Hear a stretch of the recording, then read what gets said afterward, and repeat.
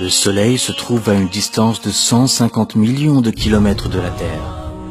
On pourrait même poser 1 million de planètes Terre dans le Soleil. Pourtant, le Soleil est considéré comme de petite taille comparé aux étoiles géantes qui se trouvent dans l'espace.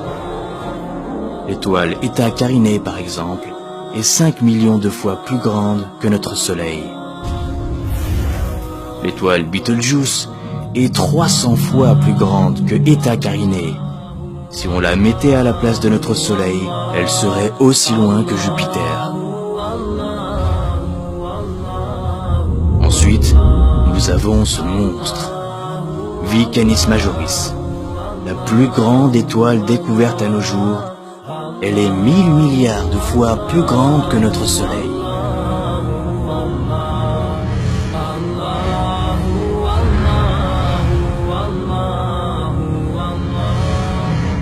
La Terre n'est plus qu'un vulgaire grain de sable.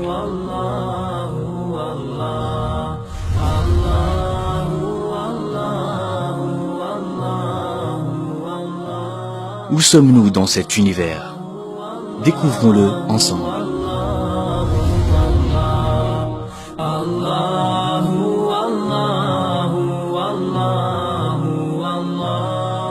Si nous dépassons la couche thermosphère, située à environ 80 km au-dessus de nos têtes, nous verrions la Terre ainsi.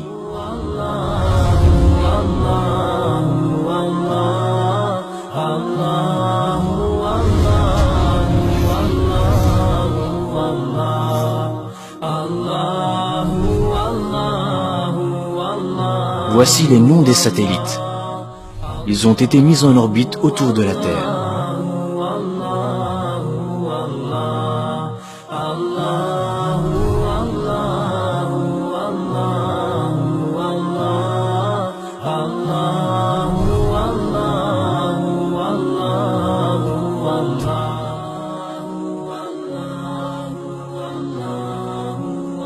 Et voici le Soleil. Il se trouve à une distance d'environ 150 millions de kilomètres de chez nous.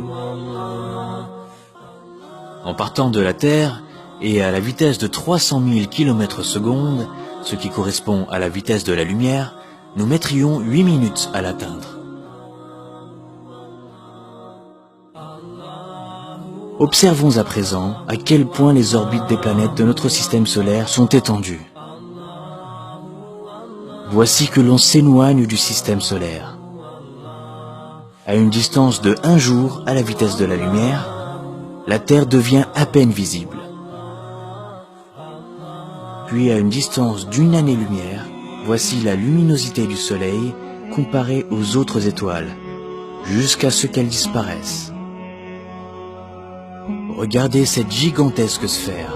Elle contient des millions d'étoiles. Nous sommes à une distance de 70 années-lumière de la Terre. Du haut de ces nouvelles contrées inaccessibles, elle n'est plus qu'une petite aiguille insignifiante dans une botte de foin galactique. La Voie lactée est alors à 100 000 années-lumière. Puis, la Voie lactée, à son tour, devient un tout petit point parmi des centaines de milliers d'autres galaxies. Et a fortiori, parmi des milliards d'autres galaxies, à une distance de 100 millions d'années-lumière.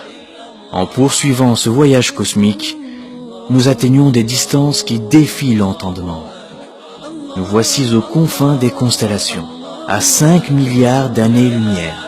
Et ceci est ce que l'on a pu mesurer de plus grand à ce jour. Ce sont les cartes les plus lointaines que l'on puisse observer, et les derniers reflets du Big Bang. Arrivé à la fin de cet incroyable voyage intercéleste, à une distance époustouflante de 13,7 milliards d'années-lumière, et qui contient des trillions de galaxies, nous voilà en vérité dans le premier ciel du bas monde et ses ornements. Zinatus Semae Dunya. Tout ce que l'on vient d'entendre et de voir sur les étoiles et ses orbites, ses galaxies et ses astres, et si l'on se conformait aux nouvelles théories des multiverses ou métaverses, tout cela n'est autre que le ciel du Semae Dunya, le premier ciel du bas monde. Au-dessus se trouve donc un second ciel, et au-dessus un troisième, et ainsi de suite, jusqu'à atteindre 7 cieux superposés. Et conformément au hadith du prophète Mohammed sallallahu alayhi wa sallam, les 7 cieux comparés au siège d'Allah ne sont semblables qu'à un anneau jeté dans le désert. Et le siège d'Allah comparé à son trône n'est semblable qu'à un anneau jeté dans le désert.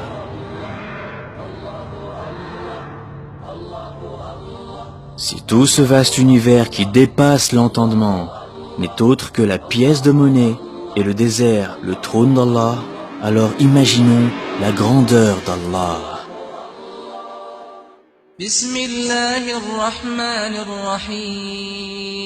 Au nom d'Allah, le tout miséricordieux, le très miséricordieux.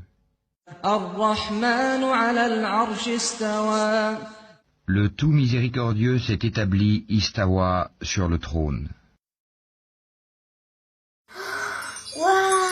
Alors, c'est qui le plus grand de l'univers? Allahu Akbar.